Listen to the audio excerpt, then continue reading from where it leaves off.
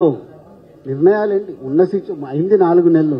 4 నెలలు అద్భుతాలు చేయడానికి ఏమన్నా నేను సీఎంనా కాదుగా. నేను సంతకం పెట్టగానే జరగడానికి.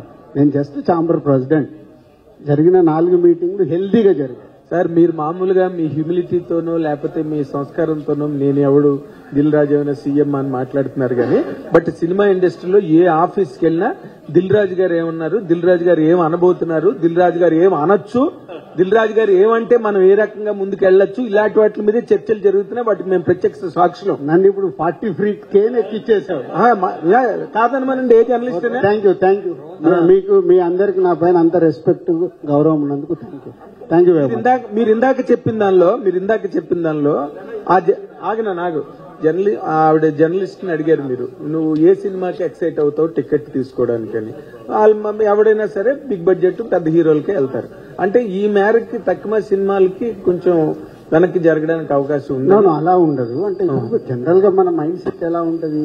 నేను ఇప్పుడు మన సలార్ ఉంది, నిద్రపోకుండా 1 గంటకు సినిమాకి వెళ్ళా శ్రీరాములకి. మనకి ఎగ్జైట్మెంట్ ఉంటుంది.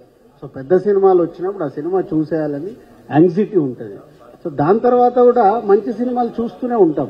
సంక్రాంతికి ఒకటే సినిమా కాదు, 4 సినిమాలు ఆడతాయి. ఒక్కొక్క ఇయర్ 4 సినిమాలు సూపర్ హిట్లు అయినాయి, సూపర్ హిట్లు అయిన ఇయర్లు కూడా ఉన్నాయి.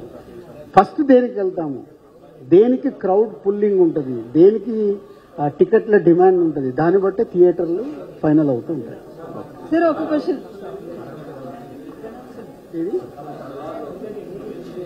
అది మీ స్టోరీ, నా స్టోరీ కాదు. అది నాకు తెలియని స్టోరీ కొత్తగా చెప్తున్నా. రాజు గారు ఎక్కడ దాదాపు 60 crores ప్లస్ ఉంది గ్రాస్. రాజు గారు సలాడ్కి 100 రూపీస్ పెంచారు. రేపు సంక్రాంతికి ఏ సినిమాల మీద పెంచే అవకాశం ఉంది?